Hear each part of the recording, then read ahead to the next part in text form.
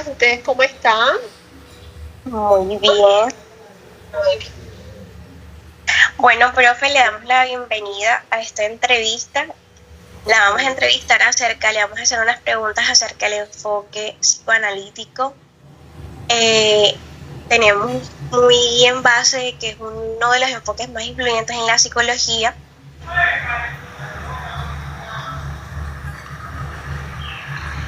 Bueno, profe, ante todo, pues queremos agradecerle sinceramente por su tiempo y por la disposición.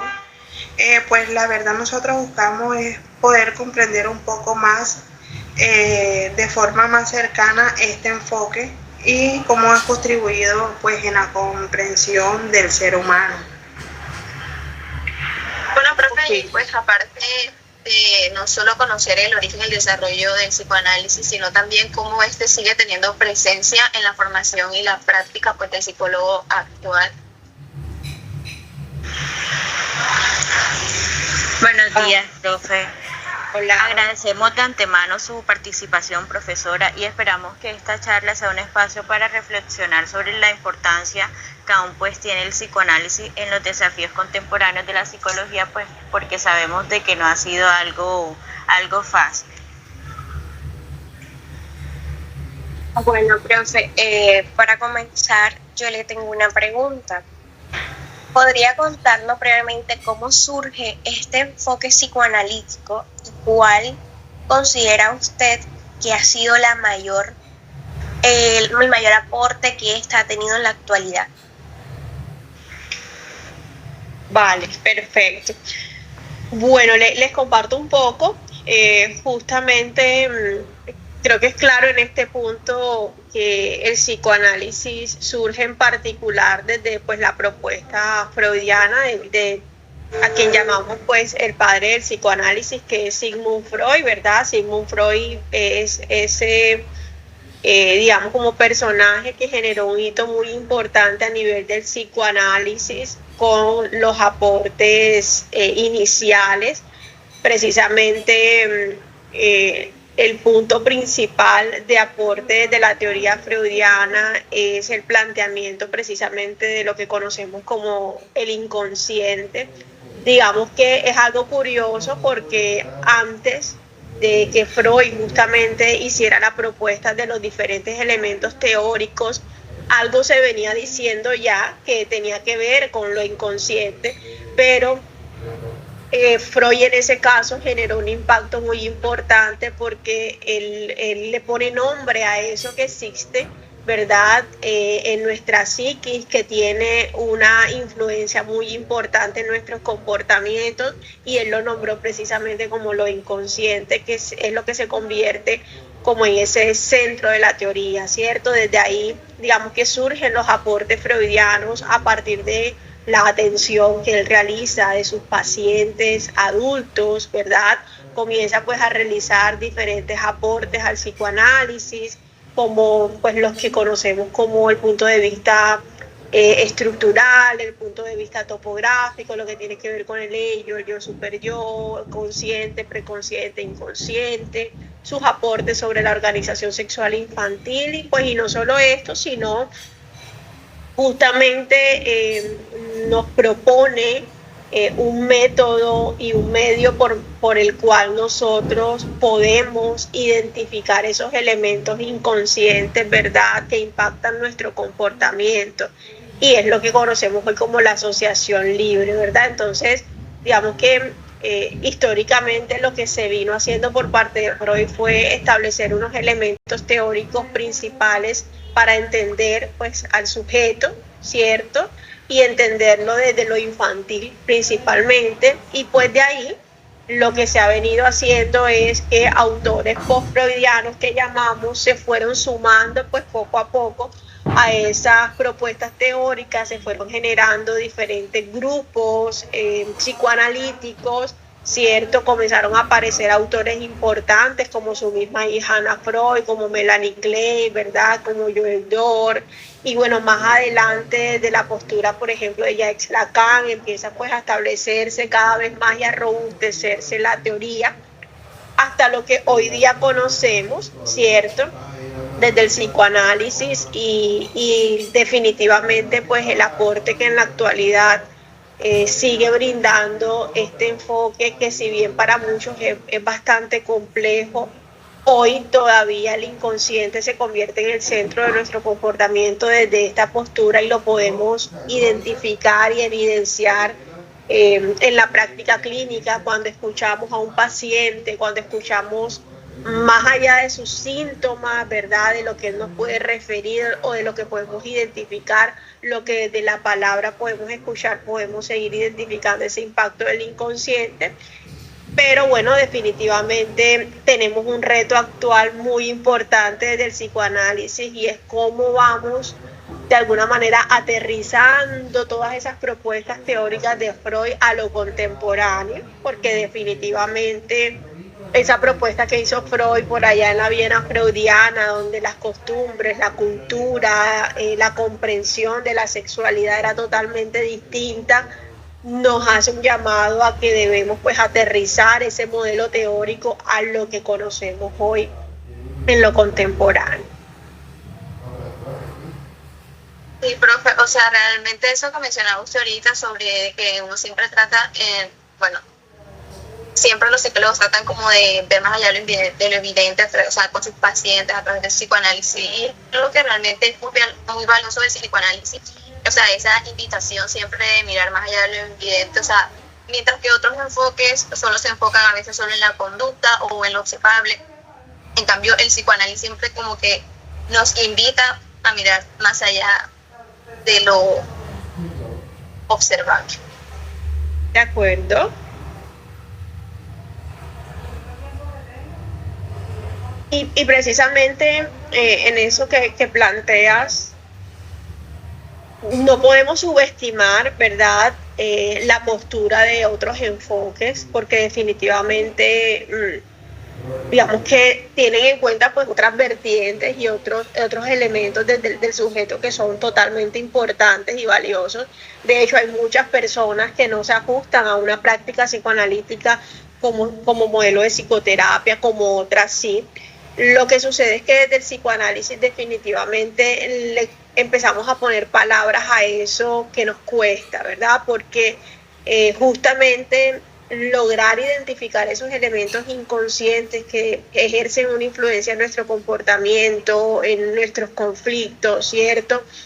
Tiene un reto, ¿verdad? Y tiene un proceso, porque es como cuando tú coges pues una heridita que está ahí como en ti y empiezas a manipularla, esa herida empieza a sangrar, esa herida empieza a doler y es muchas veces lo que nos pasa desde esos elementos inconscientes a los cuales definitivamente no es fácil acceder, pero en la medida en que vamos identificando y asociando todo eso que ha venido en nuestra historia impactándonos, tiene pues justamente unas consecuencias pues que nos permitirán también reajustar muchos elementos en nuestra vida después, y es una mirada pues definitivamente distinta, pues diferenciar a la postura de otros enfoques que son también valiosos desde los aportes que han venido realizando. Ok, profe, muchas gracias. Otra pregunta pues que acá pues le tenemos es, ¿cómo cree usted que el enfoque psicoanalítico se diferencia de otros enfoques dentro de la psicología y qué retos considera que se enfrente en la actualidad? Bueno, es un poco de lo que les mencionaba ahorita. El enfoque psicoanalítico es un enfoque que se dirige a poder identificar el conflicto de los pacientes más allá de los síntomas. ¿Sí?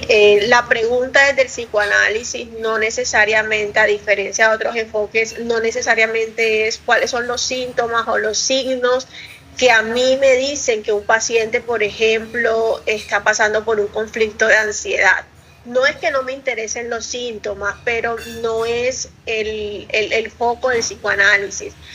Al psicoanálisis no le interesa identificar que solamente que la paciente está experimentando de pronto taquicardia, que la paciente en ese momento está experimentando sudoración o que en ese momento la paciente tiene unos pensamientos que son recurrentes en ella. Más allá de eso, lo que le interesa al psicoanálisis es poder lograr identificar cómo el paciente desde su subjetividad y desde su propia historia percibe lo que está viviendo, porque definitivamente ante un mismo diagnóstico, por ejemplo, clínico de ansiedad, ante unos posibles síntomas, cada persona va a asumir una posición distinta en la forma como interpreta eso que le sucede. Entonces el psicoanálisis se centra más que todo en poder identificar la historia que está detrás de ese síntoma, ¿cierto? A diferencia de otros enfoques que pueden identificar precisamente pensamientos irracionales, que pueden identificar desde el modelo sistémico la influencia de esos diferentes sistemas, microsistemas, mesosistemas, macrosistemas en cada uno de nosotros, a diferencia de pronto del enfoque conductual que se centra mucho más en esa conducta, en ese estímulo-respuesta, o más allá del enfoque humanista que tiene también, digamos, como un perfil particular. ¿Cuáles son los retos actuales que tiene el psicoanálisis? Definitivamente lo que les planteaba, el momento cultural y el momento histórico en el que nos encontramos es totalmente distinto. Cada vez el psicoanálisis y todos los enfoques realmente nos hacen un llamado a poder contextualizar la teoría.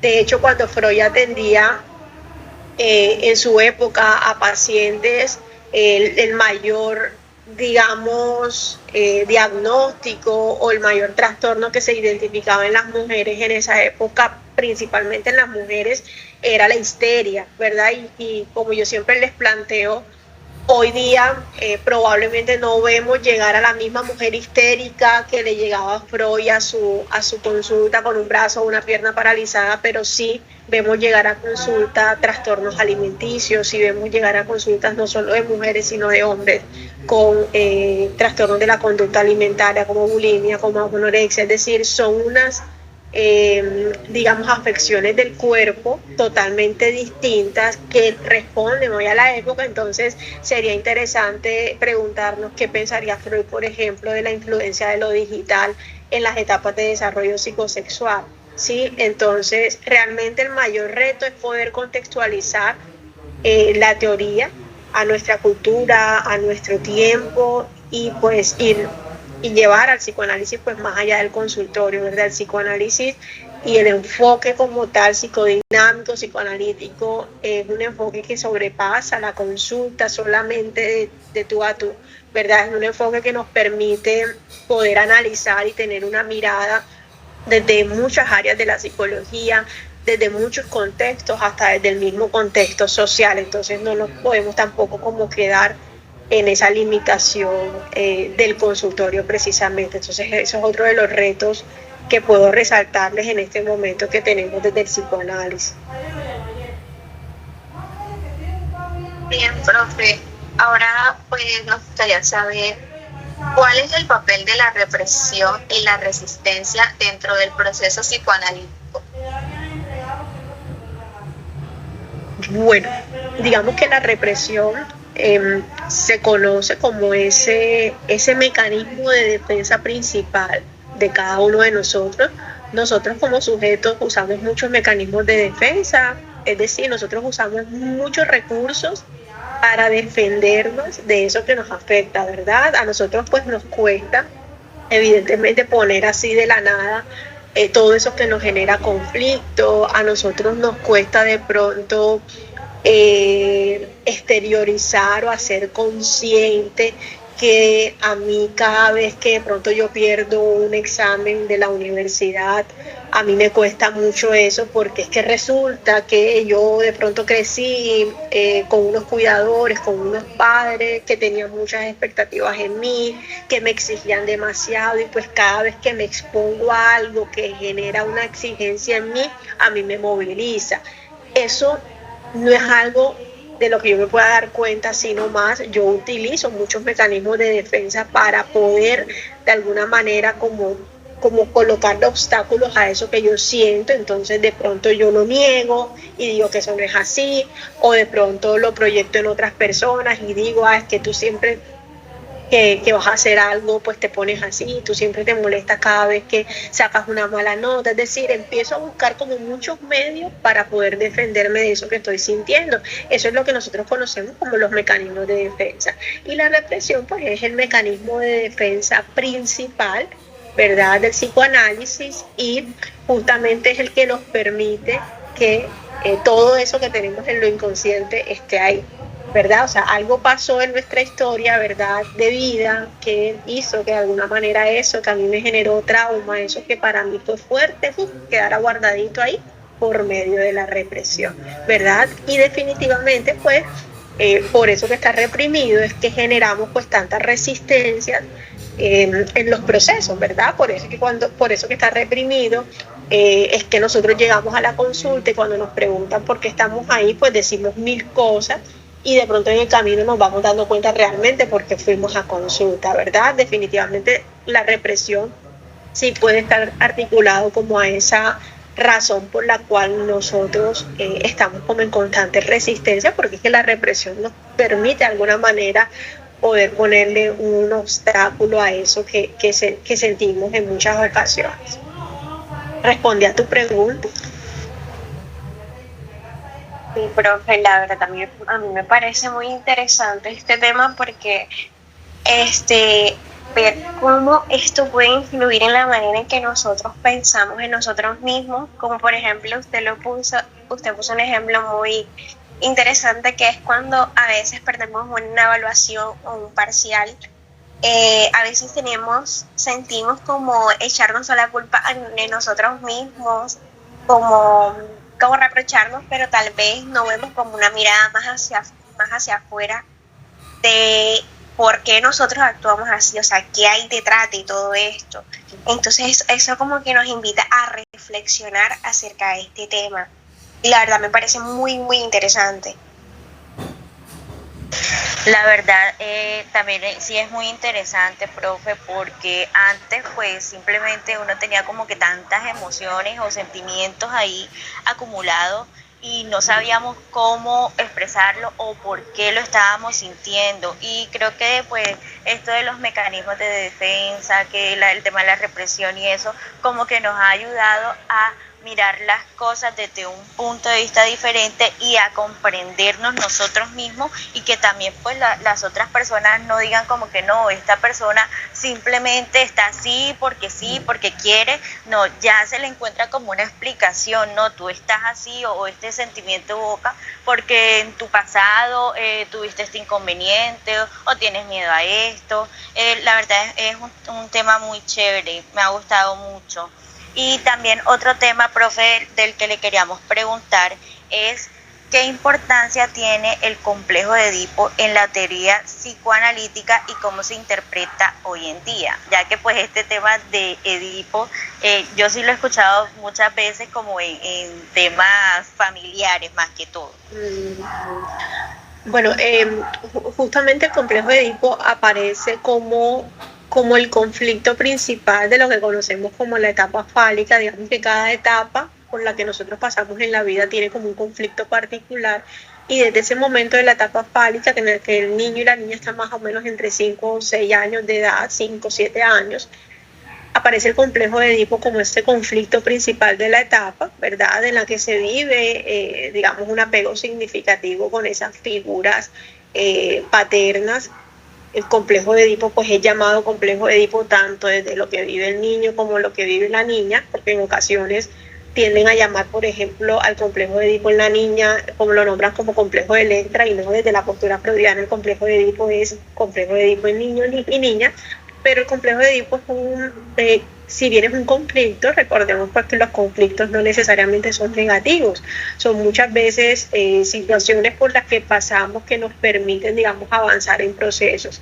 Y en el caso del complejo de Edipo, como conflicto necesario, ¿verdad?, es una vivencia y una experiencia, digamos que de las más importantes en la organización sexual infantil, porque se dice que desde el momento en que vivimos el complejo de Edipo y de la forma como nosotros lo tramitamos y salimos de él, nosotros instauramos la ley, ¿verdad? Es decir, desde ese momento en el que el niño comprende psíquicamente que si bien tiene un apego a esa madre y que quiere ser el rey de la mamá y que quiere ser ese esposo de la madre, ¿verdad? Y que quiere ocupar ese lugar de papá, ¿verdad? En sus fantasías, cuando en el momento en el que el niño comprende psíquicamente que eso no pasa, ¿verdad? Que en ese caso quien cumple ese rol es papá, ¿verdad? Que finalmente el rey de mamá es papá. En ese momento el niño instaura la ley. ¿Y por qué instaura la ley? Porque se genera la comprensión de un límite, ¿verdad? Y que justamente no todo se puede y que justamente por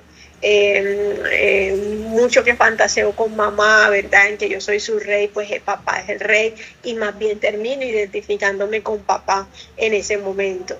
Cuando se instaura precisamente ese límite y esa ley es lo que desde el psicoanálisis se entiende como aquello que nos permite entrar a lo cultural, ¿verdad?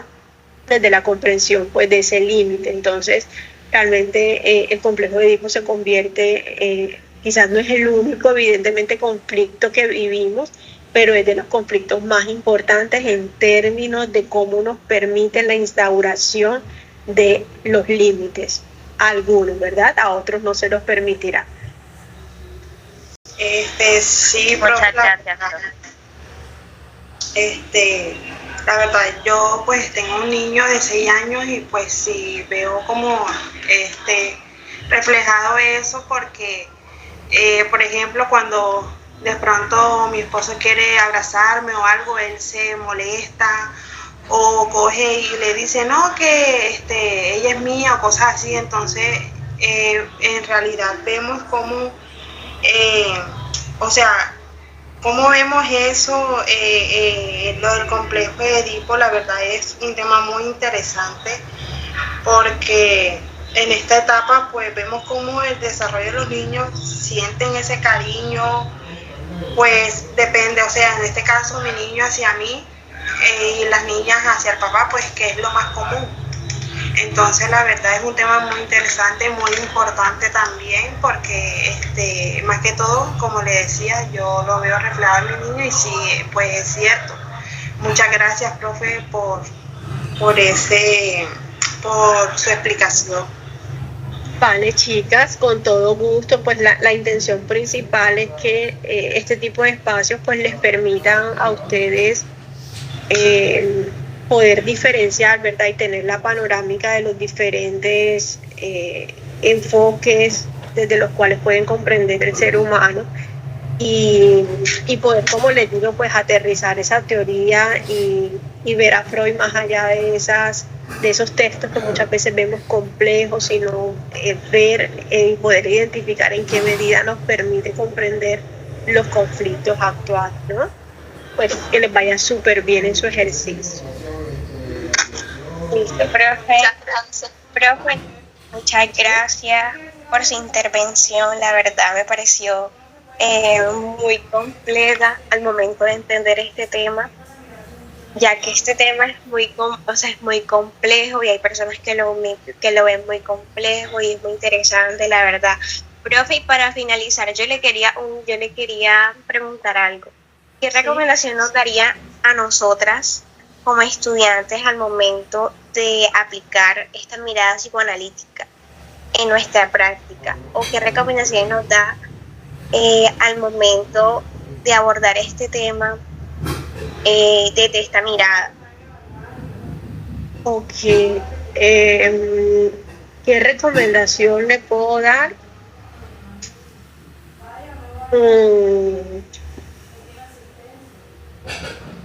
Primero, pues disponerse, ¿no?